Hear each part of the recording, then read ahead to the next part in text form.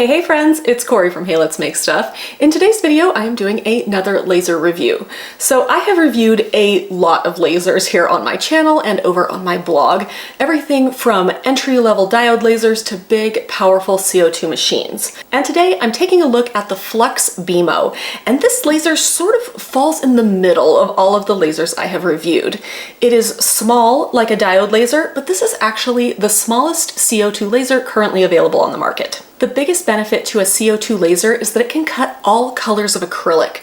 If you've watched any of my laser videos, I talk about it all the time. Diode lasers can't cut clear and other transparent acrylics. They can't cut a lot of blues. It is just a function of the laser itself, the color of the diode laser. However, if you want a CO2 laser, normally you have to get a very big, very expensive machine. This is not. This is a much smaller machine and has a much more reasonable price. So if you want to get into crafting with acrylic, this is a really, really great option. We're going to talk about some of the things you can make. We're going to go over all the specs, who I think it's good for, safety features, all of that, so you can decide whether or not you want to bring this little laser into your home. The FLUX beamo is a 30-watt CO2 laser. So I have a couple other larger CO2 lasers. I have a Glowforge Pro, which is 45 watts, and I have an Xtool P2S, which is 55 watts. So this is lower power, but it is still very powerful, especially when compared to a diode laser. But even though the wattage is lower, you really aren't sacrificing that much getting this machine versus a much larger machine. I originally learned about this machine because I was at Printing United in Las Vegas last year, and I actually saw this in action at the FLUX booth. I was really impressed with its size and how it was able to be a CO2 laser in such a small space, and so I contacted FLUX and was like, hey, would you guys send me this for review? And they said yes. But as always, all of my reviews are honest, so I'm going to give you my pros and cons so you can decide whether or not this is the machine for you. So when I got this machine, the setup was really easy. I just pulled it out of the box. It was almost ready to go right out of the box. However, there's one thing I don't want you to miss. You have to add some distilled water to the back of this machine. It helps with the cooling. That is not in the quick start guide, and it's on page like 174 of the user manual. So it's not something you're going to run across really quickly, but it does need to maintain sort of this 80% full level. When I got mine, it was 20% full. I actually made several projects without filling it up because I didn't know this tank needed to be filled until I talked with my friend Jen Crookston over at the Creative Housewives, and she's like, did you fill that tank? And I was like, what tank? And then I realized, oh, I have a funnel. I should have like sort of made the connection that I would have to do something with this machine.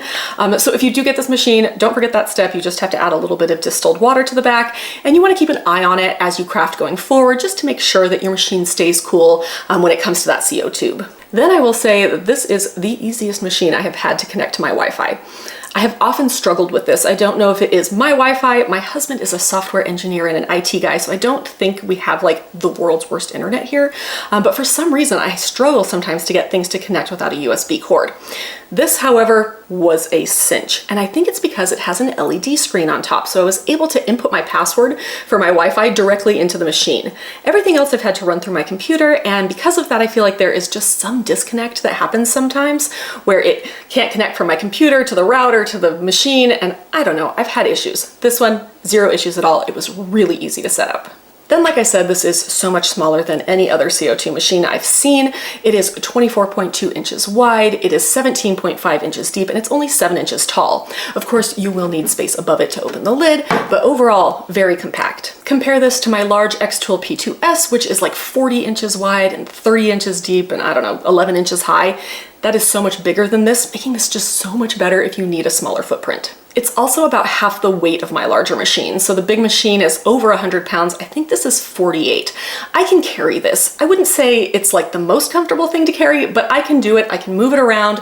It is not something that I necessarily need to have my husband come to help me with. If you do have like a lower capacity, you might want somebody to help you move it. It is a little heavy in the back, and that's because of all the machinery that goes in here to make the CO2 part of the laser work.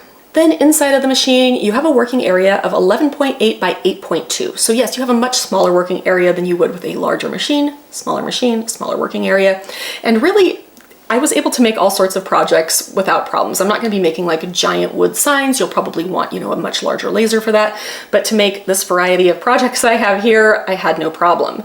You will need to find smaller materials. So most of the materials I happen to have on hand are 12 by 12 or 12 by 20, which are kind of the standard laser size materials. However, those don't fit in this machine. That being said, Flux makes a lot of materials that fit in this machine. Glowforge makes materials to fit in this machine. Houston Acrylics makes materials to fit in this machine. So it's not like you can't find them, they're just not sort of standard yet. I think that more and more companies are starting to put out these smaller lasers, so we're just gonna get more and more smaller materials, but it is something that you'll have to look for and know that you won't be able to buy sort of those standard larger sizes when it comes to materials. Some of my lasers have a lot of safety features. This one has the basics. I'm still comfortable using it in my craft room. If you open the lid, the laser does stop running, which is a really great feature, especially if you have kids. It also is just a class 1 laser, so that means it can be used safely under normal working conditions. One thing it doesn't have is a tinted lid. So if you want to watch your laser processing, you need to get a pair of safety glasses. I will go ahead and link those down in the description because you don't want to stare at that laser as it's processing because it can harm your eyes. In addition to that, I always have a fire extinguisher and a fire safety blanket, and often just a wet washcloth by my laser, just so that if there is a problem, if there is a fire, I am prepared. This is something that you should have no matter what type of laser you're using. I do have a list of must-have laser supplies. I'll go ahead and link that down in the description below as well. Next, let's talk about venting. So off the back of the machine here, I do have a vent pipe. All lasers need to be vented. When you are processing your material, the laser is actually removing the material, so it then sort of vaporizes or becomes dust, debris, and all of that needs to be sucked out of your laser and into either a filter or out of a window. This is one of the few things I think Beamo could have done better on this laser. The tube itself is really flimsy. It actually cracked for me, and I was getting leakage around the edge of where I have it connected. So I actually have some duct tape on the back here. This is not a deal breaker for me, but also I think we could do with a much higher quality pipe. I reached out to Flux to say, hey guys, I don't love this tube, and they said they know it's a problem and they are working on a sturdier option. So at some point this will have a sturdier pipe. I have a couple of other friends who have this machine and they haven't had quite the same problems, so maybe I just got kind of a defective pipe. I'm not sure. However, I don't love that I had to duct tape it, and I still feel like I'm getting a little fume leakage. So it's definitely something to be aware of. Grab that duct tape, you may need it, but I think they're working on it, so hopefully that will not be a problem for very long. I have mine venting into a different brand of filter down below my desk. However, you can also just stick the end of the pipe out of a window if you'd like. If you do that, cut a piece of cardboard with a circle in it, or put a blanket or something like that so that you don't have all those fumes coming back into your space. All right, what can we make with this laser? This laser can cut a lot of things. So we're gonna start with cutting. It can cut wood, it can cut all colors of acrylic, like I said. It can cut felt, paper, fabric, MDF, leather. There are a lot of things you can cut with this. The engraving list is basically everything I already said, plus you can engrave slate and other natural materials. You can do glass, including clear glass. You can do rubber, like if you want to make stamps. You can do cork, and you can do coated metals. So you can do like powder coated tumblers in here, for example. You can't engrave non-coated metals. You're gonna need an IR laser for that. I talk about that in some of my other videos. But for this one, if you want to engrave any kind of metal, it is going to need a coating, like a powder coating or a coating that you add, something like Surmark spray. There are a lot of options out there. Next up, let's talk software. So all of the Flux products come with Beam Studio, which is their proprietary software. It's not incredibly robust. Most laser software isn't. I don't think almost any laser software is really great for doing a lot of design. You can do simple designs, that kind of thing, just fine. But if you want to do more complex designs, you're gonna want something like Adobe Illustrator, Affinity, one of those other programs that are meant for design. But the software does have some cool features. It can place things in an array so that you can get everything lined up really well. It has a QR code generator. You can generate like boxes of different sizes. So it does have some really cool features. I just don't think laser programs in general are great for a lot of really heavy design. Beam Studio does something that I have not seen with any other laser, or at least that I've not noticed with any of my other lasers. It has a plugin that will directly connect to a lot of these more robust design programs, including Adobe Illustrator, which is my personal favorite. Basically, you just download this free plugin for your software, and it allows you to send things directly from your software to Beam Studio, which means that you don't have to like save your file, find it, upload it, change it. You can send it like directly. This is going to save me so much time because I'm constantly like, you know, SVG V1, SVG V2, SVG V3, and I'm like saving all these different versions to figure out which one's gonna work best, and then having to go and open them in the laser software. This, I can just say, okay, does this work? Send it over. Nope, that's not gonna work. Okay, so let me do this, and then send it over. Does it work? It's just a small thing, but something I'm like completely obsessed about, and I feel like every laser should have this option because I think it's so great. Like I said, I use it with Adobe Illustrator, but it also works with Photoshop, Affinity Designer, Corel Draw, SketchUp. There are a bunch. I think there's a list of 9 or 10 different softwares that you can use this plugin for. For my last few reviews, I have been trying to do something I'm calling the special features section. I have reviewed so many lasers, and lasers sort of function in the same way, right? You have diode lasers, you have CO2 lasers, you have IR lasers, and those lasers all function kind of according to their type. But lasers do have sort of special features that make them stand out compared to the other lasers that might be out there. Each laser has things that other lasers don't, so in this section of this video, I'm going to talk about a few of the things I really like about this laser that don't exist on most of my other lasers. To start, like I said, I think the compact size and the lower price of this laser make it stand out from anything else I've reviewed. All of my other CO2 lasers are big and cost many thousands of dollars. This one is under $2,000. The price for it is $19.95 at retail. When I was looking online earlier today, they had it at $16.90. So that is on par with some of the diode lasers. You can get that CO2 laser capability, the ability to cut all of that acrylic at basically the same price. Yes, it does have that smaller working area, but this is just so much more accessible than those large CO2 machines. It also has a very interesting camera. So most lasers have a single or dual fisheye lens camera, which means that it is taking a picture of the bed of your laser using a fisheye lens. The stuff you have in the middle of the bed is usually pretty accurate, but the farther you get out to the edge, it can become more inaccurate. This one, on the other hand, has a camera on sort of the laser head, and when you ask it to take a picture, it will move over and take, I don't know, 30 tiny pictures. Yes, it's slower, but it is so much more accurate than a fisheye lens. This is one of those cameras that you can make sure that you are placing your images on your material perfectly. You don't have to worry about it being distorted at the edge and maybe your image getting cut off. I feel like even though it's slower, which it is, I think it's really, really accurate. And I think in this instance, I would choose accuracy over speed. This laser also has an LED screen, so you can actually control some of the laser from that screen without your computer. Like I said, I was able to just plug in my Wi-Fi password into the laser, and that was amazing. But you can also perform maintenance tasks, you can change settings, and then you can access some of the last projects you've made, like recent projects, and just make them without having to use your computer at all. One other thing it has is this sort of easy manual focus. I think all of my other lasers have an autofocus, but I think to keep the price down, they didn't put an autofocus into this machine, which means that you need to focus it manually, which sounds really stressful, but it's actually really easy. There's just this little flip down piece, and then you can basically adjust the height of the laser to kind of match where that flip down piece is. I found it very easy to do, and honestly, if it keeps the price lower for more people, I think this is a good sacrifice that they made when it comes to price. A small thing I really like about this laser is that it doesn't have a push button start. So every other laser I have in here, once it's ready to process, I need to walk over to it and I need to press the start button. Honestly, I thought that was how they all worked. Fine, I walk over, I press the button. However, this one, you just click play in the software and it starts. So as long as you have everything set up correctly, you don't necessarily need to stand up and walk over to your machine. You should be near your machine when it's processing.